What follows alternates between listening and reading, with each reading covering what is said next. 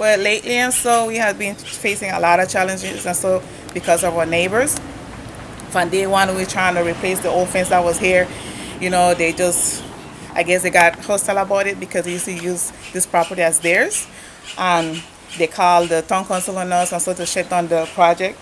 And there was a lot of things that, that took place that I really want to mention and so at the time, but it's just getting so ridiculous now. Have you tried to reach out to the authorities that could have helped you resolve this issue? Yes, sir, I have, and so far they haven't moved a finger.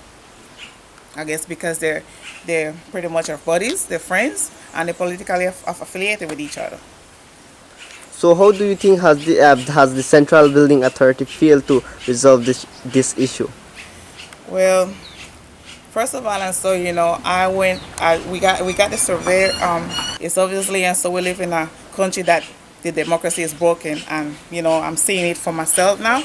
And even though we hired an attorney, and so everything just went down the drain from there because the family, your neighbors, and so they feel like they're above the law. They could do anything, and the CBA people, he was aware about the situation. He haven't moved a finger yet, so I don't know what to say about that. But it's very disappointing, to go home and to always deal with issues like this.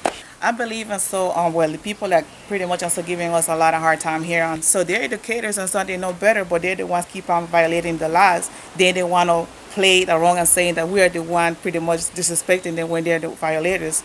So at the time I saw I think it was last year 2020 and so when the pandemic hit and so a lot of globally and so it affected a lot of countries and so a lot of airports were shut down so we couldn't come down here because of that.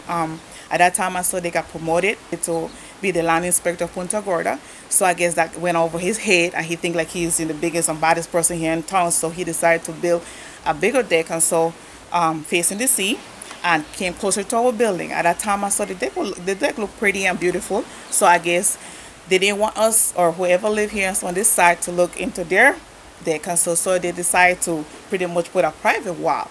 But when they put this private wall, they didn't put it on their building, they put it on our building, but yet they keep on saying that we are the trespassers. So I had to get someone from the town council to come over and so and talk to us to remove that part and also to remove the other part that they nailed into our building, but they did not move the part. They only moved the first part that was facing more closer to the sea. So I don't know what else to say about that, but it's really very ridiculous that people that pretty much hold the position as the inspector are the ones that are really violating their own building protocols, which says a lot about them, about the character and integrity. So who are you appealing to now? Well, I'm appealing to the CVA people who is aware about the situation. I tried to communicate with him from last year. He did came down here personally, and so in July, during I think the first week of July, he personally took pictures of all the violation, and so far he hasn't moved a finger. He hasn't communicated back to me, and every time I try to reach out to him, it seems like he just went ghost, disappeared.